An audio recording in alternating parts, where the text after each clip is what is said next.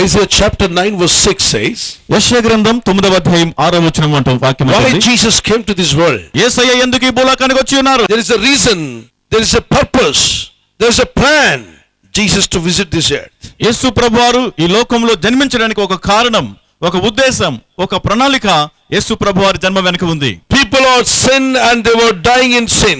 మనుషులు పాపములో ఉంటూ పాపములోనే చనిపోతున్నారు. And they are not able to come out of that. దాని నుండి బయటికి రాలేకపోతున్నారు. Wise people, జ్ఞానమైన వారు, beautiful people, అందమైన వారు, kings, రాజులు, queens, రాణులు, so many great people అనేక మంది గొప్పవారందరూ కూడా live in sin, పాపములోనే బ్రతుకుతారు, die in sin. పాపములోనే చనిపోతున్నారు. And where are they reaching? వారు ఎక్కడికి The చేరుతున్నారు? spirit is reaching hellfire. వారి ఆత్మ నరకాగ్నికి చేరిపోతుంది. Isaiah 66 verse 24. వారి యెషయా 66:24లో And Mark chapter 9 45 to 49. Mark 9:45 నుండి 49 వరకు. And also when you read Revelation chapter 21 verse 8. ప్రకటన 21:8, Revelation chapter 20 verse 15. ప్రకటన 20వ అధ్యాయం 15వ వచనం, Matthew chapter 13 verse 42 to 43, 42 and 43.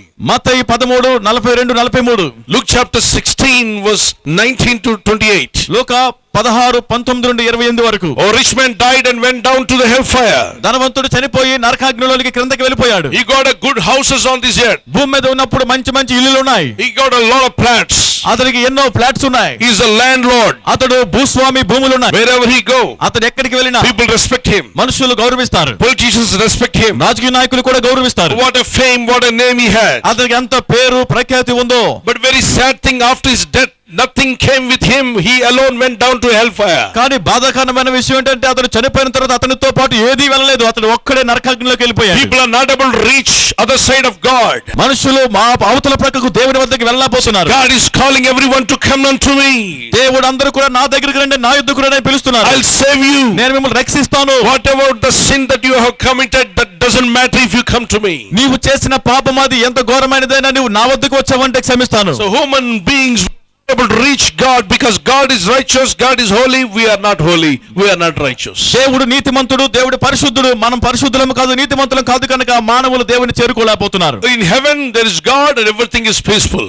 పరలోకములో ఆకాశమందు దేవుడున్నారు, సమస్తము సమాధానంగా ఉంది. Every one of us want to go there. మనమందరం కూడా అక్కడికే చేరాలని But కోరుతాం. we are not able to go there. కానీ మనం అక్కడికి వెళ్ళలేకపోతున్నాం. That purpose Jesus came to this world. ఆ ఉద్దేశం చేత యేసు ప్రభువు ఈ లోకానికి వచ్చారు. He came ఆయన వచ్చారు and he saw the dying people and he wants to save people. ఆయన అనేకులు రక్షణ లేకుండా చనిపోతున్నారు కనుక వారిని రక్షించాలని కోరుతున్నారు. And then Jesus took a step.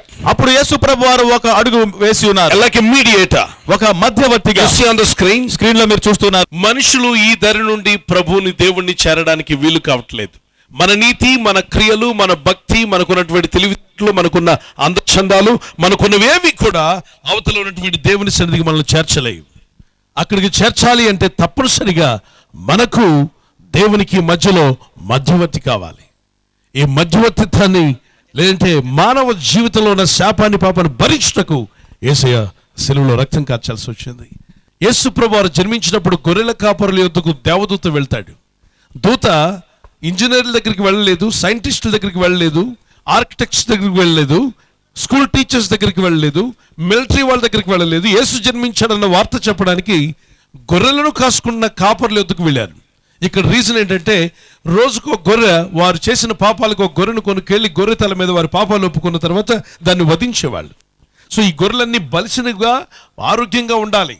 అందులో ఎక్కడ కూడా ఒక స్పాట్ కానీ ఒక మచ్చగా లేనటువంటి గొర్రెలు వారు తయారు చేయాలి, వారు ఆ విధంగా పెంచాలి.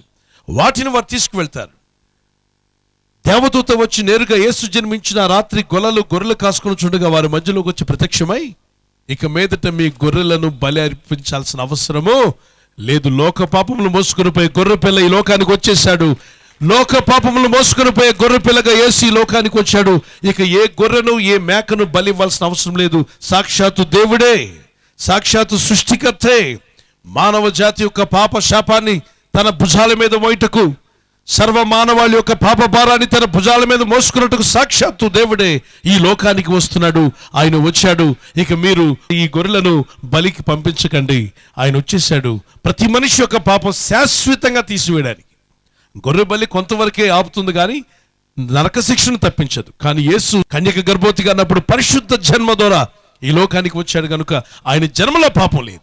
ప్రతి ఒక్కరూ జన్మ పాపం, కర్మ పాపం అని మాట్లాడుతూ ఉంటాం. మరి ఈ జన్మ కర్మ పాపాలే మన నరకానికి తీసుకుపోతాయి. మన ఆస్తిపాస్తులు, మనకున్న తెలివితేటలు, మనకున్న అందచందాలు, మనకున్న పేరు ప్రఖ్యాతులు ఏవి కూడా చనిపోయినప్పుడు ఒక్కటి కూడా మన ముందు వచ్చి నేను రక్షిస్తానని చెప్పదు. అందువల్లనే కన్ను మూయక ముందే రక్షణలోకి అడుగు పెట్టాలి. కన్ను మూయక ముందే జీవితం వెలిగించే దేవుని మార్గంలోకి రావాలి.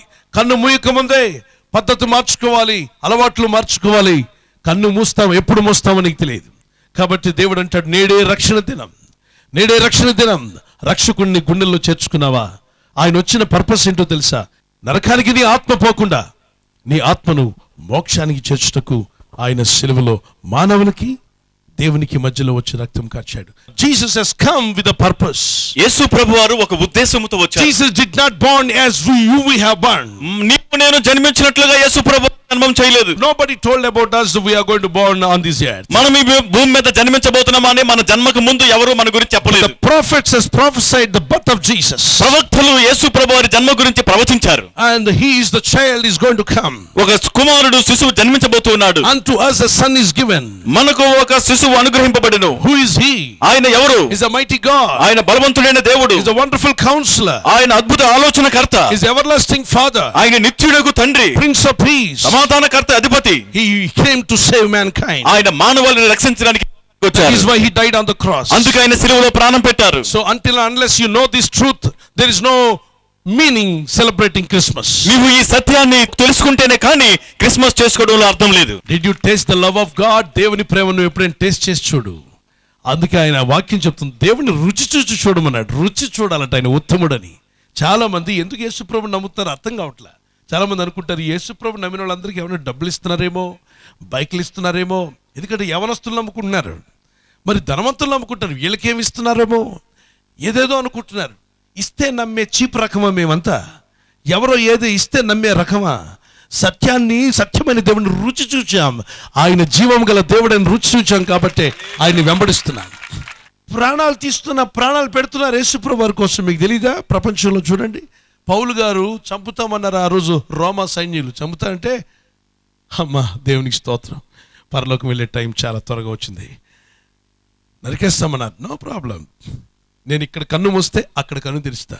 నన్ను నరికాక మీరు కన్ను మూస్తే అక్కడ కన్ను తెరుస్తారు. కింద అగ్ని ఆరదు, పురుగు చావదు. మానవ జీవితం చావుతో ముగించదు, మానవ జీవితం మరణంతో ముగించదు. మానవ జీవితం మరణించిన తర్వాత ప్రారంభంగా పోతుంది మానవ జీవితం. After death the life will start. మరణము తర్వాతే మరొక జీవితం ప్రారంభమవుతుంది. Many people that don't know that. అనేక మందికి అది తెలియదు. After death on the real life will start. మరణము తర్వాతే అసలు జీవితం ప్రారంభమవుతుంది. It is called everlasting life. దానినే నిత్య జీవం అని మనం పిలుస్తాం. Eternal life. నిత్య జీవము. Immortal. అది అక్షయమైనది. There is no death. అక్కడ మరణమే ఉండదు. So what we are seeing on earth, it is only temporary. ఈ భూమి మీద మనం ఏదైతే చూస్తున్నామో అది కొద్ది కాలం, తాత్కాలికం. What you see, the houses and vehicles and people, all temporary. One day you see nothing will be there. ఈ ఇండ్లు, వాహనాలు, మనుషులు ఇవన్నీ కూడా కొద్ది అల్పకాలమే కనుక ఒక దినాన్ని చూస్తే ఇవేవి కూడా ఉండవు. Many people we watch them, suddenly they disappear. మనం అనేకులు చూసాం, ఆ అకస్మాత్తుగా మాయమైపోయారు.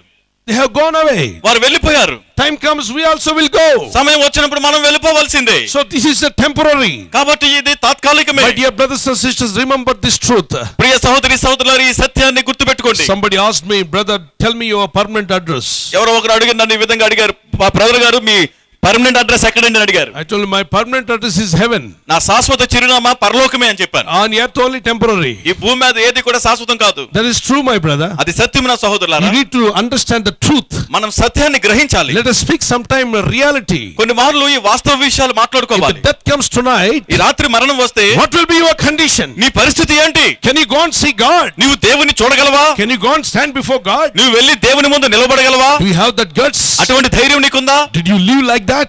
అటువంటి జీవితాన్ని జీవించావా? No. లేదు. Then who can take you to heaven? అయితే ఎవరు నిన్ను పరలోకం తీసుకువెళ్ళగలరు? One nation to other nation, ఒక దేశం నుండి మరో దేశానికి వెళ్ళాలంటే అక్కడ కార్యక్రమాలు ఎన్నో ఉంటాయి. మీరు స్క్రీనింగ్ చేయించాలి. అక్కడ ఎయిర్పోర్ట్ లో చెక్ చేస్తారు. ఒక్క కాసు పాకెట్ లో ఉన్న తీయమంటాడు. అది టీయం నడుస్తుంది. ఉంది అంటది. పెనిస్ ఉందా తీ బ్రదర్, పెన్ డ్రైవ్ ఉందా తీ బ్రదర్ అంటాడు. ఆయన తీసేదాకా ఒప్పుకోదు. ఆ టెస్టింగ్ చేస్తుంది. అది అరుస్తూనే ఉంటుంది. ఉంది వీడి దగ్గర ఉంది అని లైట్ వెలుగుతూ ఉంటాయి.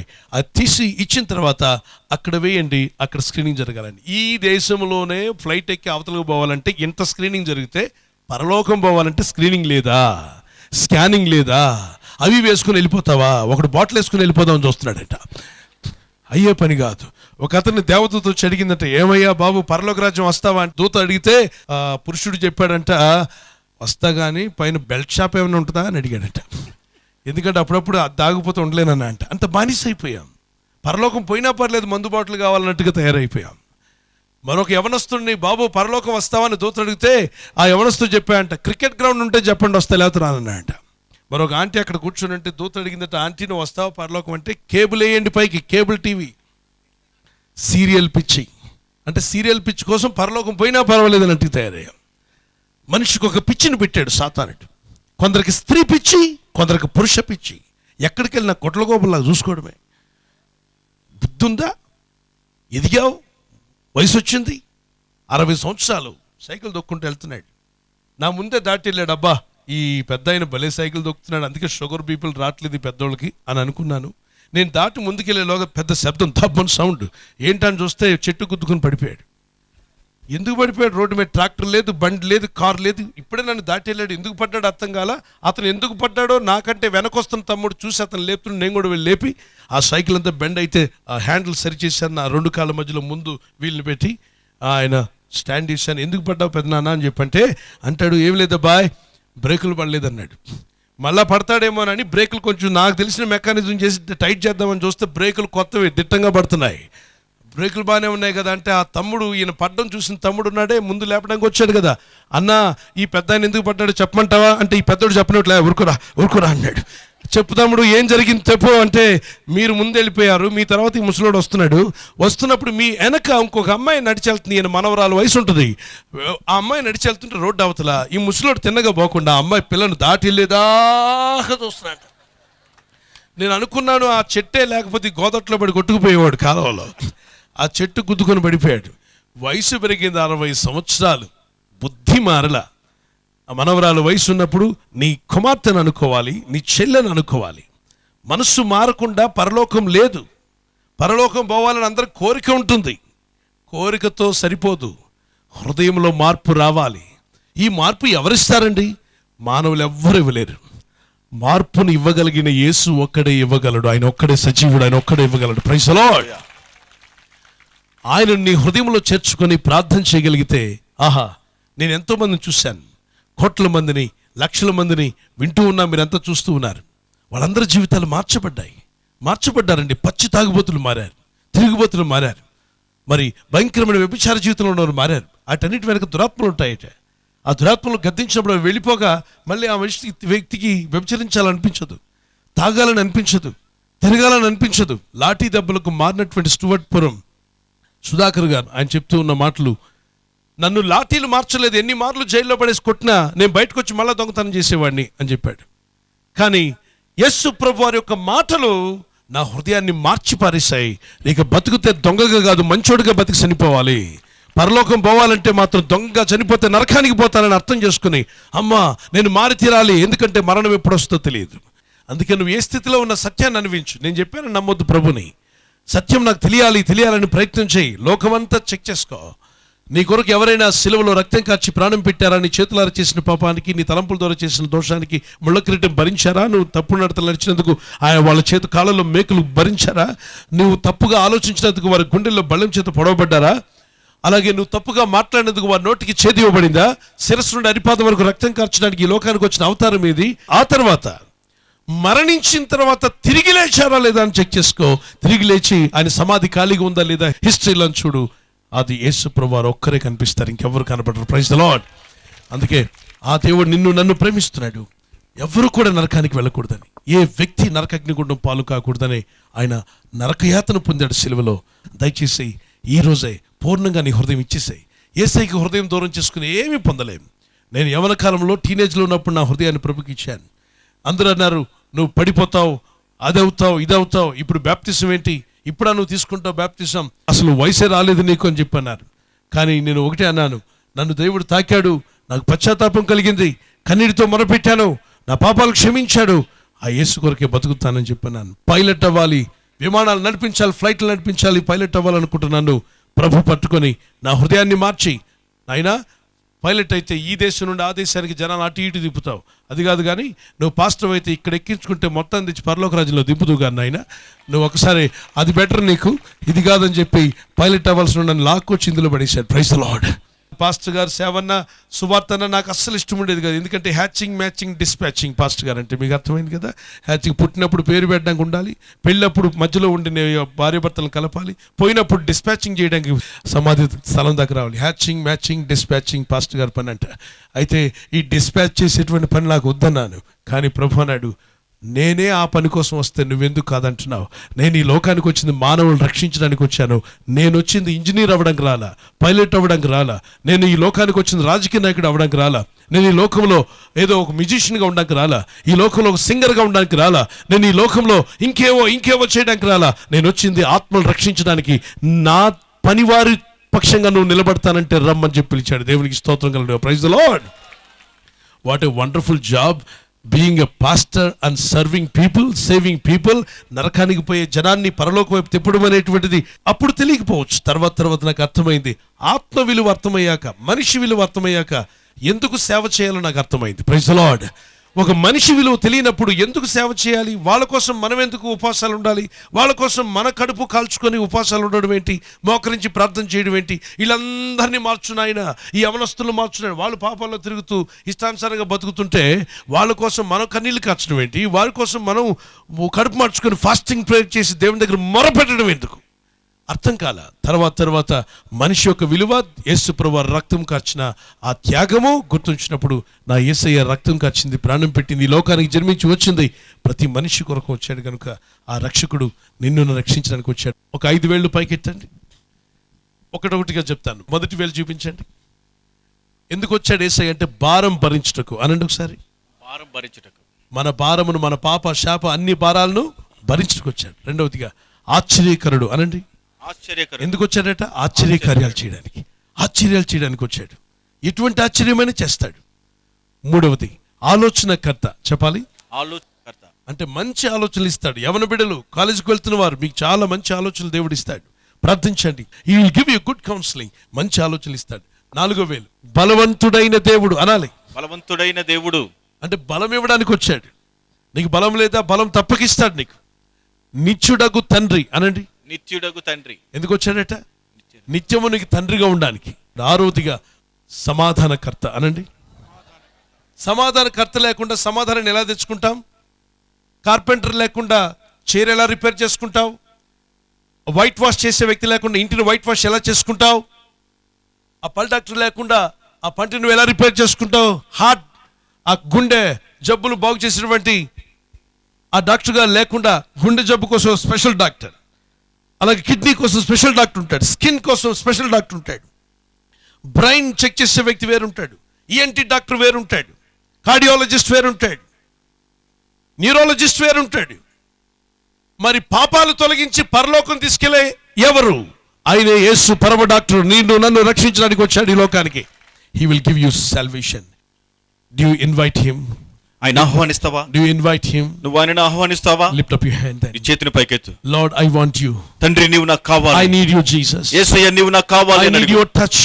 నీ తాకిడి నాకు కావాలి ప్రభు. Keep one hand on your chest. ఒక చేతిని మీ గుండె మీద పెట్టుకోండి. One hand to the lord Jesus. మరో చేతిని ప్రభు యేసు వైపు ఎత్తండి. ప్రే as loudly as you can. ఎంత గట్టిగా ప్రార్థిస్తారో స్వరమెత్తి ప్రార్థించండి. Jesus come. Yesu rum. I need you. నీవు నాకు కావాలి. I need you lord. నీవు నాకు కావాలి ప్రభువా. I understood the truth. నేను సత్యాన్ని తెలుసుకున్నాను. Yes, on this earth only we will live a few years. ఈ భూమి మీద కొన్ని సంవత్సరాలు మాత్రమే మేము జీవిస్తాం. After that I have to come and meet God. దాని తర్వాత నేను మరలా వచ్చి దేవుని కలుసుకోవాలి. So I don't want to die in sin. పాపములో మరణించడం నాకు ఇష్టం లేదు. I don't want to die as an unrepentant man. నేను మారు మనసు పొందని వ్యక్తిగా చనిపోవడం నాకు ఇష్టం లేదు. I want to come to you with a repentant heart. నేను పశ్చాత్తాపముతో మారు మనసు హృదయముతో నీ వద్దకు రావాలని కోరుతున్నాను. I am calling you Jesus. యేసు, నిన్ను పిలుస్తున్నాను. నేను with all my heart. నా హృదయపూర్వకంగా I am calling you. నేను నిన్ను పిలుస్తున్నాను. with all my mind. నా మనస్ఫూర్తిగా I calling you. నా పూర్ణ మనసుతో Come into పిలుస్తున్నాను. my heart. నా హృదయంలోనికి రండి. Jesus, Yesu, come into my house. నా ఇంటిలోనికి రండి. Come and touch everyone.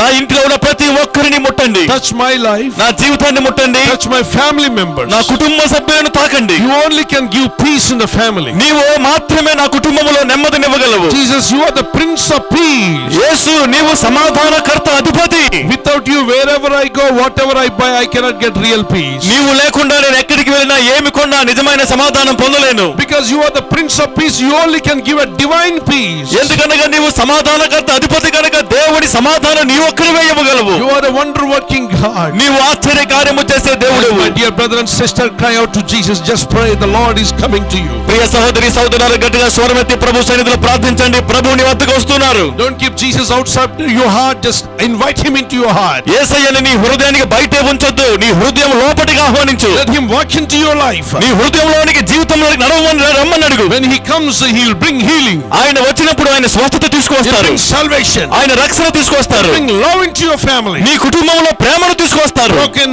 families, relations will be all right. విడిపోయిన కుటుంబాల సంబంధాలు తిరిగి బాగు చేయబడతాయి. Be reunited. తిరిగి వారు కలపబడతారు. Every young man, call Jesus, is coming into your heart. ప్రతి యవనస్తుడు ప్రతి ఒక్కరు కూడా యేసు నా హృదయంలోకి రండి అని పిలవండి. Young woman, you need Jesus. యవనస్తురాలు నీకు యేసు కావాలి. Hallelujah. Thank you, Jesus, for touching your people. ప్రభువైన యేసు నీ ప్రజలను తాకుతున్నందుకు నీకు Fill them స్తోత్రం. with the Holy Spirit. నీ పరిశుద్ధాత్మతో నింపండి. Prepare them for rapture. నీ రాకడ కొరకు సిద్ధపరచండి. Yes, Lord, we understood you are coming soon. నీవు త్వరగా వచ్చుచున్నావని మేము తెలుసుకొని ఉన్నాం. Teach us to obey your word. నీ వాక్యమునకు లోబడ్డ మాకు నేర్పండి. Presence come like a river. నీ సన్నిధి ఒక నది వలె వచ్చునుగాక. Let your people be touched by the power of God. ప్రజలందరూ కూడా దేవుని శక్తితో తాకబడుదురుగాక. Thank you, Jesus. యేసు నీకు స్తోత్రం చెల్లిస్తున్నాం. Receive the touch of God. దేవుని శక్తితో తాకబడండి. In Jesus' name we pray. యేసు నామములో ప్రార్థిస్తున్నాం తండ్రి. Amen. ఆమేన్.